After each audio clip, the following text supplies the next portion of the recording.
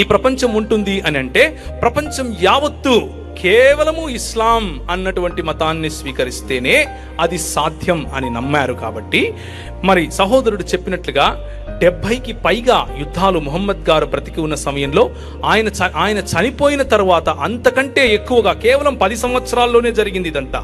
ముహమ్మద్ గారి యొక్క పరిచర్య సమయంలో భయంకరమైన ఊచకోత ఆనాడే కలిగింది. ముహమ్మద్ గారు స్వయంగా తన నోటితో ఏమన్నారు అనంటే, నేను ఇస్లాంను వ్యాపింప చేయటానికి అల్లాహ్యే దేవుడు, అల్లాహ్ను తప్ప ఇంకా ఎవరిని కొలవటానికి వీలు లేదు అని చెప్పటానికి ఇలా యుద్ధాలు చేస్తూ 10 సార్లు చనిపోయి 10 సార్లు తిరిగి లేవటానికి కూడా సిద్ధమే అని ఒక చోట, ఎన్నిసార్లైనా చనిపోయి ఎన్నిసార్లైనా తిరిగి లేచి మళ్ళీ పోరాడటానికి సిద్ధమే అని ఇంకొక చోట సహీ అల్ బుఖారీ అనే పుస్తకంలో చెప్పాడు.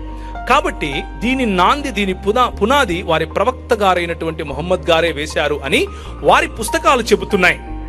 మనము చెప్పట్లేదు, వారి పుస్తకాలు చెబుతున్నాయి.